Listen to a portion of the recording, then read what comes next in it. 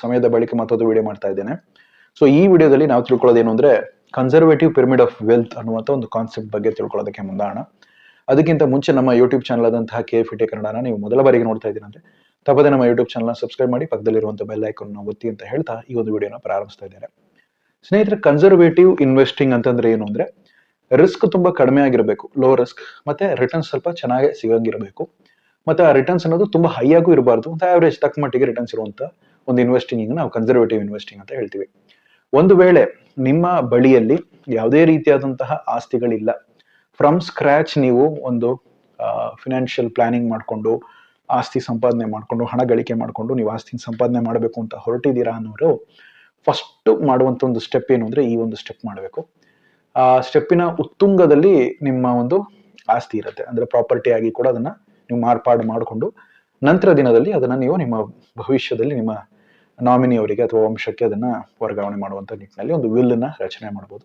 ಅದನ್ನ ನಾವು ಹಂತ ಹಂತವಾಗಿ ಇದರಲ್ಲಿ ನಾವು ನೋಡ್ಕೊಳ್ಳೋದಕ್ಕೆ ಮುಂದಾಣ. ಮೊದಲನೇ ವಿಚಾರ ಏನು ಅಂದ್ರೆ ನೀವು ಫಸ್ಟ್ ಜಾಬಿಗೆ ಸೇರಿದ್ದೀರಾ ಅಂತಂದಲ್ಲಿ ಆಲ್ರೆಡಿ ನಿಮ್ಮ ಒಂದು ಹಣ ಏನಿದೆ ಸ್ಯಾಲರಿ ಅಮೌಂಟ್ ಅಲ್ಲಿ ಒಂದಿಷ್ಟು ಭಾಗ PF ಅಂತೇಳಿ ಕಾಂಟ್ರಿಬ್ಯೂಷನ್ ಹೋಗ್ತಾ ಇರುತ್ತೆ. ಅದನ್ನ ಹೊರತುಪಡಿಸಿ ಸಹ ನೀವು 30% ಹಣವನ್ನ 30% ಆಫ್ ಇಟ್ ನೀವೇನ್ ಮಾಡ್ಬೇಕು, ಉಳಿತಾಯ ಮಾಡ್ಬೇಕು, ಸೇವಿಂಗ್ಸ್ ಮಾಡಬೇಕು.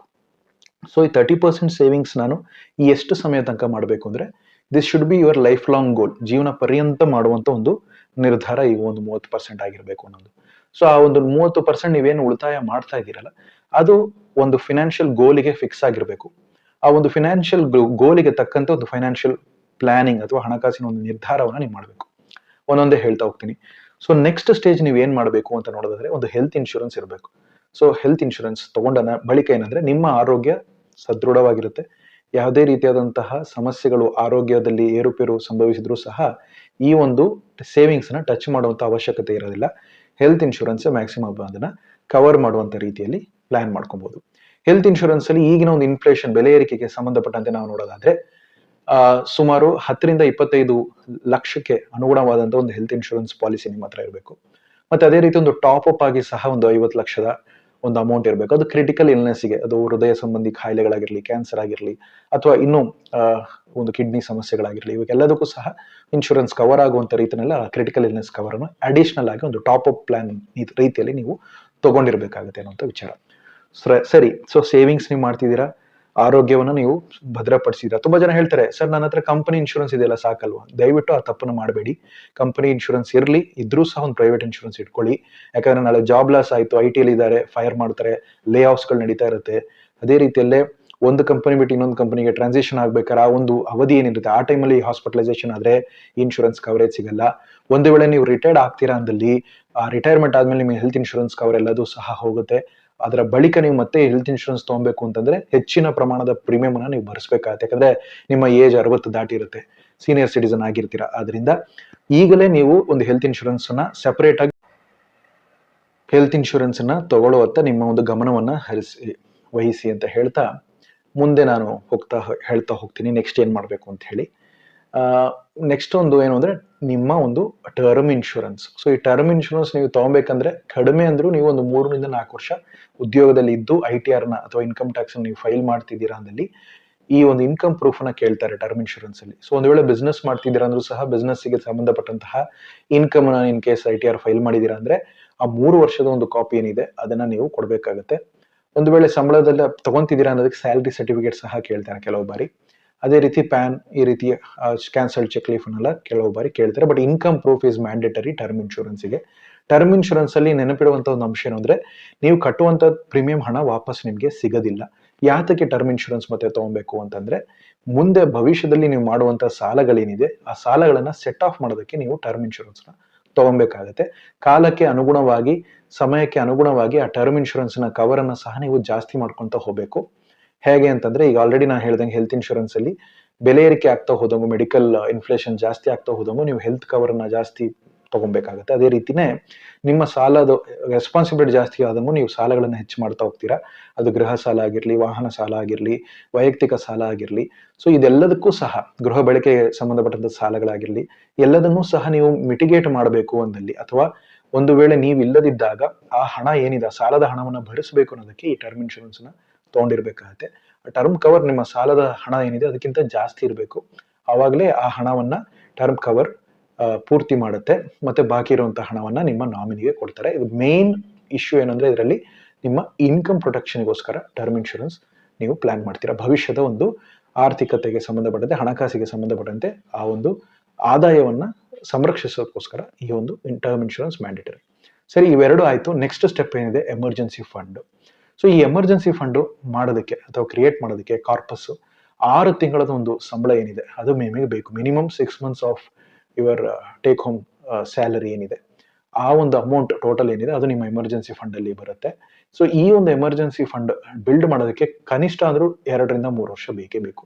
ಸೊ ಈ ಎಮರ್ಜೆನ್ಸಿ ಫಂಡ್ ಅನ್ನೋದು ನಿಮ್ಮ ವೆಹಿಕಲ್ ಅಲ್ಲಿ ಒಂದು ರಿಸರ್ವ್ ಫ್ಯೂಲ್ ಹಾಕಿರಂಗೆ, ಪೆಟ್ರೋಲ್ ಅಲ್ಲಿ ರಿಸರ್ವ್ ಟ್ಯಾಂಕ್ ಇದ್ದಂಗೆ ಆ ತರ. ಸೊ ಯಾವಾಗೆಲ್ಲ ನಿಮ್ಗೆ ಎಮರ್ಜೆನ್ಸಿ ಬೇಕು ಅವಾಗ ಈ ಒಂದು ಎಮರ್ಜೆನ್ಸಿ ಫಂಡ್ ಅನ್ನು ಉಪಯೋಗಿಸ್ಕೊಬಹುದಾಗಿರುತ್ತೆ. ಲೇ ಆಫ್ ಆಯ್ತು ಅಂತಂದಲ್ಲಿ ಜಾಬ್ ಅಲ್ಲಿ ಒಂದು 6 ತಿಂಗಳು ಕೆಲಸ ಹುಡುಕೋ ತನಕನಾರು ಮನೇನ ನಿಭಾಯಿಸೋದಕ್ಕೆ ಇದೊಂದು ಅನುಕೂಲ ಆಗುತ್ತೆ ಎಮರ್ಜೆನ್ಸಿ ಫಂಡ್ ಅನ್ನೋದು. ಸೊ ಈ 4 ಸ್ಟೇಜಸ್ ಆದ ಮೇಲೆ ನೆಕ್ಸ್ಟ್ ಬೆಲೆ ಏರಿಕೆ ಅಂಶನ ನಾವು ಗಮನಿಸಬೇಕಾಗತ್ತೆ. ಸೊ ಬೆಲೆ ಏರಿಕೆನ ಕಂಟ್ರೋಲ್ ಮಾಡೋಂಥ ಅಸೆಟ್ ಯಾವ್ದಾದ್ರು ಇದೆಯಾ ಅಂತಂದ್ರೆ ಖಂಡಿತ ಇದೆ. ಹೆಡ್ಜ್ ಅಗೇನ್ಸ್ಟ್ ಇನ್ಫ್ಲೇಷನ್ಗೆ ಬೆಟರ್ ಅಸೆಟ್ ಅಂದ್ರೆ ಗೋಲ್ಡ್. ಸೊ ಗೋಲ್ಡ್ ನ ಬೆಲೆ ಏರಿಕೆಗೆ ನಿಯಂತ್ರಕ ಅಂತ ನಾವು ಹೇಳ್ತೀವಿ. ಸೊ ಅದಕ್ಕೋಸ್ಕರ ನಾವು ಗೋಲ್ಡ್ ನ ನಾವು ಇಟ್ಕೊಬೇಕಾಗತ್ತೆ. ಎಷ್ಟಿರಬೇಕು ಗೋಲ್ಡ್? ಮಿನಿಮಮ್ ಅಂದ್ರೂ 200 ಗ್ರಾಮ್ ಇರಬೇಕು, ಮ್ಯಾಕ್ಸಿಮಮ್ 400 ಗ್ರಾಮ್ ಅಷ್ಟು ಇರಬಹುದು. ಈಗಿನ ಅವಧಿಯಲ್ಲಿ ನಿಮಗೆ ಚಿನ್ನದ ಬೆಲೆ ಜಾಸ್ತಿ ಆಗ್ತಾ ಇರೋದ್ರಿಂದ ನೀವು ಆ ಒಂದು ಶೇಖರಣೆ ಮಾಡುವಂತ ಗ್ರಾಮಿನ ಪ್ರಮಾಣ ಏನಿದೆ ಅದು ಕಮ್ಮಿಯಾಗಿ ಇಟ್ಕೊಳ್ಳಿ. ಅದು ನೀವು ಫಿಸಿಕಲ್ ಗೋಲ್ಡ್ ಆಗು ಡಿಜಿಟಲ್ ಗೋಲ್ಡ್ ಆಗು ಸಹ ಒಂದು 50-50% ಆಗಿ ವಿಭಜನೆ ಮಾಡಿ ಇಟ್ಕೊಬಹುದು. ಅಂದ್ರೆ ಒಂದು 100 ಗ್ರಾಮ್ ಡಿಜಿಟಲ್ ಗೋಲ್ಡ್ ಆಗಿ ಇಟ್ಕೊಳ್ಳಿ. ಅಂದ್ರೆ ಡಿಜಿಟಲ್ ಗೋಲ್ಡ್ ಅಂದ್ರೆ ಆಪ್ ಗಳಲ್ಲಿ ಬರುವಂತ ಡಿಜಿಟಲ್ ಗೋಲ್ಡ್ ಅಲ್ಲ, ಡಿಜಿಟಲ್ ಗೋಲ್ಡ್ ETF ಗಳಿದಾವೆ ಅಥವಾ ಗೋಲ್ಡ್ ಮ್ಯೂಚುವಲ್ ಫಂಡ್ ಗಳಿರುತ್ತೆ. ಸೊ ಇದರಲ್ಲಿ ಹೂಡಿಕೆ ಮಾಡಬಹುದು 50%. ಮತ್ತಿನ್ನೊಂದು 50% ಫಿಸಿಕಲ್ ಗೋಲ್ಡ್ ಅಲ್ಲಿ, ಅದು ಚಿನ್ನದ ಕಾಯಿನ್ ಆಗಿರ್ಲಿ, ಚಿನ್ನದ ಬಾರ್ ಆಗಿರ್ಲಿ ಅಥವಾ ಜ್ಯುವೆಲ್ಲರೀಸ್ ಆಗಿರ್ಲಿ, ಸೊ ಇದರಲ್ಲಿ. ಹಾಗೇನೆ ನೀವು ಸಿಲ್ವರ್ನು ಅದೇ ರೀತಿಯಲ್ಲೇ silver ETF, silver mutual fund ಅಥವಾ ನೀವು silver bar, silver coin, silver jewelleries ಮೂಲಕ ಸಹ ನೀವು ಶೇಖರಿಸಿಡಬಹುದು. ಸೊ ಎರಡನ್ನೂ ಸಹ ಇನ್ಫ್ಲೇಷನ್ಗೆ ಒಂದು ಉತ್ತಮವಾದಂತ ಒಂದು ಹೆಡ್ಜಿಂಗ್ ಆಗಿರುತ್ತೆ. ಸಿಲ್ವರ್ ಅಲ್ಲಿ ನಿಮಗೆ ಹೆಚ್ಚಿನ ಪ್ರಮಾಣದಲ್ಲಿ ಇನ್ಫ್ಲೇಷನ್ ಅನ್ನ ಹೆಡ್ಜ್ ಮಾಡೋದಕ್ಕೆ ಅಷ್ಟು ಫೇವರಬಲ್ ಆಗಿರಲ್ಲ, ಬಟ್ ಇಂಡಸ್ಟ್ರಿಯಲ್ ಯೂಸ್ ಜಾಸ್ತಿ ಇದೆ. ಗೋಲ್ಡ್ ನಾವು ಹೆಡ್ಜ್ ಮಾಡ್ತೀವಿ, ನೋಬಲ್ ಮೆಟಲ್ ಅಂತ ಕರಿತೀವಿ, ಅದು ಇನ್ಫ್ಲೇಷನ್ ರೆಸಿಸ್ಟೆಂಟ್ ಅಂತ ಹೇಳ್ತೀವಿ. ಸರಿ, ಈ ಒಂದು ಸ್ಟೆಪ್ ಅಲ್ಲಿ ನೆಕ್ಸ್ಟ್ ನಾವು ನೋಡುವಂಥದ್ದು ಬಾಂಡ್ಸ್ ಅಥವಾ ಡಿಬೆಂಚರ್ಸ್. ಸೊ ಯಾಕೆ ನಾನು FD ಇಲ್ಲಿ ಹಾಕಿಲ್ಲ ಅಂತ ನೀವು ಕೇಳ್ಬೋದು. ಸೊ FD ಸಹ ಇಲ್ಲಿ ಹಾಕಿದ್ದೀನಿ. ಇಲ್ಲಿ ನೋಡಿ, ಡಿಬೆಂಚರ್ಸ್ ಜೊತೆಗೆ ಪ್ರೈವೇಟ್ ಬಾಂಡ್ಸ್, ಕಾರ್ಪೊರೇಟ್ ಬಾಂಡ್ಸ್ ಅಥವಾ ಗವರ್ಮೆಂಟ್ ಬಾಂಡ್ಸ್ ಜೊತೆಗೆ FDಲೂ ಸಹ ಒಂದಿಷ್ಟು ಭಾಗನ ಶೇಖರಿಸಬೇಕು. ಸೊ ಇಷ್ಟು ಹಣನ ಎಲ್ಲಿಂದ ನಾನು ಬರೆಸ್ತೀನಿ ಅಂದ್ರೆ ಇದೇ 30% ಏನಿದೆಯಲ್ಲ ಸೇವಿಂಗ್ಸ್, ಈ 30% ಅಲ್ಲಿ ನಾವೇನ್ ಮಾಡ್ಕೊಂತ ಹೋಗ್ಬೋದು, ಈ ಒಂದು ಕಾಂಟ್ರಿಬ್ಯೂಷನ್ಸ್ ನ ಮಾಡ್ಕೊಂತ ಹೋಗ್ಬೋದು ನಮ್ಮ ವಯಸ್ಸಿಗೆ ತಕ್ಕಂತೆ ಅಥವಾ ವರ್ಷಗಳಿಗೆ ತಕ್ಕಂತೆ. ಒನ್ಸ್ ಈ ಲೆವೆಲ್ ಕಂಪ್ಲೀಟ್ ಮಾಡಿದ್ರ ನೆಕ್ಸ್ಟ್ ಈ ಲೆವೆಲ್ಗೆ ಹೋಗಿ, ಈ ಲೆವೆಲ್ ಆಯ್ತಾ ನೆಕ್ಸ್ಟ್ ಈ ಲೆವೆಲ್ಗೆ ಹೋಗಿ, ಸೊ ಆ ತರ. ಸೊ ಸ್ಟೆಪ್ ಬೈ ಸ್ಟೆಪ್ ಆಗು ನೀವು ಹೋಗ್ಬೋದು. ಇಲ್ಲ ಅಂದ್ರೆ ನಿಮ್ಮ ಈ ಕಾಂಟ್ರಿಬ್ಯೂಷನ್ 30% ಏನಿದೆ ಅದನ್ನೇ ನೀವು ಈಕ್ವಲ್ ಆಗಿ ಸ್ಪ್ಲಿಟ್ ಮಾಡಿಕೊಂಡು ಒಂದು 5% ಎಮರ್ಜೆನ್ಸಿ ಫಂಡ್, 5% ಗೋಲ್ಡ್, 5% FD ಅಥವಾ ಬಾಂಡ್, 5% ಮ್ಯೂಚುವಲ್ ಫಂಡ್. ಸೊ ಹಿಂಗೂ ಸಹ ನೀವು ಸ್ಪ್ಲಿಟ್ ಮಾಡಿಕೊಂಡು ಸಹ ಈ ಒಂದು ಕಾರ್ಪಸ್ ನ ನೀವು ದೀರ್ಘಾವಧಿಗೆ ನಿಮ್ಮ ಒಂದು ಲೈಫ್ ಎಂಡ್ ಸ್ಟೇಜಸ್ ತನಕನೂ ಸಹ ನೀವು ಇದನ್ನ ಸೆಟಪ್ ಮಾಡಬಹುದು.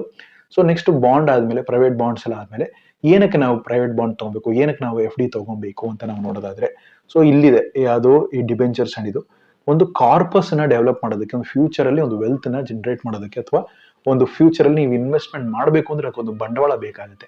ಅದು ನೀವು ಬಿಸ್ನೆಸ್ ಮಾಡಬೇಕು ಅಂತಿದ್ದೀರಾ, ಅದಕ್ಕೂ ಸಹ ಒಂದು ಮೂಲ ಬಂಡವಾಳ ಬೇಕಾಗುತ್ತೆ. ಅದಕ್ಕೋಸ್ಕರ ನೀವು ಈ ಒಂದು FD ಅಥವಾ ಡಿಬೆಂಚರ್ಸ್ ನ ಇಟ್ಕೊಬೇಕಾಗುತ್ತೆ. ಇದು ನಿಮಗೆ ಬ್ಯಾಕಪ್ ಆಗಿರುತ್ತೆ. In case share market crash ಆಯ್ತು ಅಥವಾ ಶೇರ್ಗಳಲ್ಲಿ ಲಾಸ್ ಆಯ್ತು ಅಂದ್ರೆ ಆ ಶೇರ್ಸ್ ಗಳನ್ನ ಆವರೇಜ್ ಮಾಡೋದಕ್ಕೆ, ಅಥವಾ ಶೇರ್ ಮಾರ್ಕೆಟ್ ಅಲ್ಲಿ ಕ್ರಾಶ್ ಆದ್ಮೇಲೆ ಒಳ್ಳೊಳ್ಳೆ ಶೇರ್ಸ್ ಗಳನ್ನ ಬೈ ಮಾಡಬೇಕು ಅಂತಿದ್ದೀರಾ ಅಂದಾಗ ಈ ಒಂದು ಡಿಬೆಂಚರ್ಸ್ ಅಥವಾ FDs ಗಳನ್ನ ನೀವು ಮಾರಿ ಸಹ ತಗೊಬಹುದಾಗಿದೆ ಆ ಶೇರ್ಸ್ ಗಳನ್ನ, ಅಥವಾ ಇದನ್ನ ಪ್ಲೆಡ್ಜ್ ಮಾಡಿ ಸಹ ನೀವು ಇಂಟ್ರೆಸ್ಟ್ ನ ಲೋ ಇಂಟ್ರೆಸ್ಟ್ ಅಲ್ಲಿ ನೀವು ಸಾಲವನ್ನ ಪಡ್ಕೊಂಡು ಸಹ ಇನ್ವೆಸ್ಟ್ಮೆಂಟ್ಸ್ ಮಾಡ್ಕೊಂಡು ಉತ್ತಮವಾದಂತ ಆದಾಯವನ್ನ ನೀವು ರಿಟರ್ನ್ಸ್ ಅನ್ನ ಪಡ್ಕೊಬಹುದಾಗಿದೆ ಎಮರ್ಜೆನ್ಸಿ ಸಿಚುವೇಶನ್ಸ್ ಅಲ್ಲಿ. ಅಥವಾ ಈ ಡಿಬೆಂಚರ್ಸ್ ಮತ್ತೆ FDs ಕಾಂಬಿನೇಷನ್ ಅಲ್ಲಿ ಅಲಾಂಗ್ ವಿತ್ ಎಮರ್ಜೆನ್ಸಿ ಫಂಡ್ ಅನ್ನು ಸೇರಿಸಿ ಈ ಕೋವಿಡ್ ರೀತಿಯಾದಂತ ತುಂಬಾ ಆರ್ಥಿಕ ಹಿನ್ನಡೆ ಆದಾಗ ಮಾರ್ಕೆಟ್ ಸಿಕ್ಕಾಪಟ್ಟೆ ಕ್ರಾಶ್ ಆಗಿರುತ್ತೆ. ಅದು 2008 ರಿಸೆಷನ್ ಆಗಿರ್ಲಿ ಅಥವಾ 500,000 ನೋಟಿನ ಅಮಾನ್ಯೀಕರಣ ಆಗಿರ್ಲಿ, ಸೊ ಈ ಟೈಮಲ್ಲೆಲ್ಲ ತುಂಬಾ ಹೆವಿ ಕ್ರಾಶಸ್ ಆಗಿರುತ್ತಲ್ಲ, ಆ ಟೈಮಲ್ಲೂ ಸಹ ಈ ಒಂದು ಹಣವನ್ನ ಹೊರಗೆ ತೆಗೆದು ಅದನ್ನ ಈ ಒಂದು ಮಾರ್ಕೆಟ್ಸ್ ಗಳಲ್ಲಿ ಇನ್ವೆಸ್ಟ್ ಮಾಡಿ ಬಾಕಿ ಟೈಮಲ್ಲಿ ಏನಂದ್ರೆ ಇದನ್ನ ಮತ್ತೆ ರೀಫಿಲ್ ಮಾಡೋದಕ್ಕೆ ನೀವು ಮುಂದಾಗಬಹುದು. ಸೊ ಈ ಸ್ಟೆಪ್ ಆದ್ಮೇಲೆ next mutual fund. Mutual fund ಏನಕ್ಕೆ ಅಂದ್ರೆ ನಿಮ್ಮ ಫಿನಾನ್ಷಿಯಲ್ ಪ್ಲಾನಿಂಗ್, ಫಿನಾನ್ಷಿಯಲ್ ಗೋಲ್ಸ್ ಅನ್ನ ಅಥವಾ ವೆಲ್ತ್ ಕ್ರಿಯೇಷನ್ಗೆ, ಇದನ್ನ ಅಡಿಷನಲ್ ಇನ್ಕಮ್ ಆಗಿ ನಿಮ್ಮ ರಿಟೈರ್ಮೆಂಟ್ಗೆ ಯೂಸ್ ಮಾಡ್ಕೊಳ್ಳೋದಕ್ಕೂ ಸಹ ಯೂಸ್ ಮಾಡ್ಕೊಬೋದು. ಯಾಕಂದ್ರೆ ಆಲ್ರೆಡಿ ನಿಮ್ಮ ಹತ್ರ EPF ಇದೆ, ಅದನ್ನು ಹೊರತುಪಡಿಸಿ ಸಹ ಮ್ಯೂಚುವಲ್ ಫಂಡ್ ಅಲ್ಲಿ ಹಾಕ್ಬೋದು. ಯಾರೆಲ್ಲ ಅನ್ಆರ್ಗನೈಸ್ ಸೆಕ್ಟರ್ ಅಲ್ಲಿ ಇದ್ದೀರಾ, ನಿಮ್ಮಲ್ಲಿ EPF ಆಪರ್ಚುನಿಟಿ ಸಿಕ್ಕಿಲ್ಲ ಅಂದ್ರೆ ನೀವು NPS ಅನ್ನ ಆಯ್ಕೆ ಮಾಡ್ಕೋಬಹುದು. ಅದನ್ನ ನಾವು ನ್ಯಾಷನಲ್ ಪೆನ್ಷನ್ ಸ್ಕೀಮ್ ಅಂತ ಹೇಳ್ತೀವಿ. ಸೊ ಈ ಒಂದು ಮ್ಯೂಚುವಲ್ ಫಂಡ್ ಆದ್ಮೇಲೆ ನೆಕ್ಸ್ಟ್ ಸ್ಟೆಪ್ ಏನು ಅಂದ್ರೆ ETFs ಅನ್ನ ನೀವು ಮಾಡಬೇಕಾಗುತ್ತೆ ಇನ್ವೆಸ್ಟ್ಮೆಂಟ್. ETFs ಅಂದ್ರೆ ಎಕ್ಸ್ಚೇಂಜ್ ಟ್ರೇಡೆಡ್ ಫಂಡ್. ಇದು ಶೇರ್ ಮಾರ್ಕೆಟ್ ಅಲ್ಲಿ ಒಂದೊಂದು ಯೂನಿಟ್ ಅನ್ನ ನೀವು ಖರೀದಿ ಮಾಡಬಹುದಾಗಿದೆ. ಬರೀ ಇಂಡಿಯಾ ಬೇಸ್ಡ್ ETFs ಮಾತ್ರ ಅಲ್ಲ, ನೀವು ಡೈವರ್ಸಿಫೈ ಮಾಡೋದಕ್ಕೂ ನೀವು ನೋಡ್ಕೊಳ್ಳಿ. ಅಮೆರಿಕದಲ್ಲಿ ಇನ್ವೆಸ್ಟ್ ಮಾಡ್ಕೊಬಹುದು ETF ಮೂಲಕ, ಅಥವಾ ಜಪಾನ್ ಅಲ್ಲಿ, ಚೈನಾದಲ್ಲಿ, ಅಥವಾ ಥೈಲ್ಯಾಂಡ್ ಆಗಿರ್ಲಿ, ವಿಯೆಟ್ನಾಂ ಆಗಿರ್ಲಿ, ಆಸ್ಟ್ರೇಲಿಯಾ ಆಗಿರ್ಲಿ, ಇಂಗ್ಲೆಂಡ್ ಆಗಿರ್ಲಿ, ಯುರೋಪ್ ಆಗಿರ್ಲಿ, ಅಥವಾ ಅರ್ಜೆಂಟಿನಾ ಆಗಿರ್ಲಿ. ಸೊ ಈ ರೀತಿ ಎಲ್ಲ ರಾಷ್ಟ್ರಗಳಲ್ಲೂ ನೀವು ಹೂಡಿಕೆ ಮಾಡಬೇಕು ಅನ್ನುವಂತಹ ಒಂದು ಮನಸ್ಥಿತಿ ಇದೆ ಅಂದಲ್ಲಿ, ಸೊ ಡೈವರ್ಸಿಫಿಕೇಶನ್ಗೆ ರಿಸ್ಕ್ ನ ಡೈವರ್ಸಿಫೈ ಮಾಡೋದಕ್ಕೆ ನೀವು ETF ಮೊರೆ ಹೋಗ್ಬೋದಾಗಿದೆ. ಇಂಡಿಯಾದಲ್ಲೇ ಕುಳಿತುಕೊಂಡು ಸಹ ನೀವು ಆ ಒಂದು ಆಪರ್ಚುನಿಟಿನ ಯೂಸ್ ಮಾಡ್ಕೊಬೋದಾಗಿದೆ. ಆ ರೀತಿಯಾದಂಥ ಆಪ್ಸ್ಗಳು ಸಹ ಇದೆ, ನೀವು ಅದನ್ನು ಸಹ ಎಕ್ಸ್ಪ್ಲೋರ್ ಮಾಡ್ಬೋದು. ಸೊ ಈ ಒಂದು ಹಂತಗಳೆಲ್ಲ ನಡೆದ ಮೇಲೆ ನೆಕ್ಸ್ಟ್ ಬಂದ್ಬಿಟ್ಟು ಒಳ್ಳೆ ರಿಸ್ಕ್ ಬೇಕು. ಅದೇ ಒಳ್ಳೆ ರಿಸ್ಕ್ ಇರುವಂತ ಒಂದು ಹಣಕಾಸಿನ ಯಂತ್ರ, ಮತ್ತೆ ಉತ್ತಮವಾದಂತಹ ರಿಟರ್ನ್ಸ್ ಕೊಡುವಂತಹ ಒಂದು ಯಂತ್ರ, ಪ್ಲಸ್ ಅಡಿಷನಲ್ ಆಗಿ ಒಂದು source of income, passive income generate ಮಾಡುವಂತಹ ಒಂದು ಹಣಕಾಸಿನ ಯಂತ್ರ ಯಾವುದು ಅಂದ್ರೆ ಅದೇ ಸ್ಟಾಕ್ಸ್. ಸೊ ಇದರಲ್ಲಿ ನಿಮಗೆ ಡಿವಿಡೆಂಟ್ ಇನ್ಕಮ್ ಸಿಗುತ್ತೆ, ಕ್ಯಾಪಿಟಲ್ ಅಪ್ರಿಸಿಯೇಷನ್ ಆಗುತ್ತೆ, ಗ್ರೋತ್ ಇರುತ್ತೆ ಶೇರ್ಸ್ ಅಲ್ಲಿ, ಮತ್ತೆ ಬೋನಸ್ ಸಿಗುತ್ತೆ. ಆಮೇಲೆ ಟೈಮ್ಲಿ ನಿಮಗೆ ರೈಟ್ಸ್ ಇಶ್ಯೂ ಮಾಡ್ತಾರೆ, ಮಾರ್ಕೆಟ್ ಬೆಲೆಗಿಂತ ಕಡಿಮೆ ಬೆಲೆಯಲ್ಲಿ ಆ ಶೇರ್ಗಳನ್ನು ತಗೊಬೋದಾಗಿದೆ. ಸೊ ಈ ರೀತಿಯಾದಂಥ ಒಂದು ಆಪರ್ಚುನಿಟಿ ನಿಮಗೆ ಬೇಕು ಅಂದ್ರೆ ನೀವು ಶೇರ್ಸ್ ಗಳನ್ನ ಬೈ ಮಾಡಬಹುದಾಗಿದೆ. ಸೊ ಈ ಒಂದು ಹಂತದ ಬಳಿಕ ನೆಕ್ಸ್ಟ್ ಬರುವಂತದ್ದೇ ನಿಮ್ಮ ಒಂದು crypto investment. High risk, high volatile, ಅಂದ್ರೆ ಏರುಪೇರು ತುಂಬಾನೇ ಇರುತ್ತೆ ಮಾರ್ಕೆಟ್ ನಲ್ಲಿ.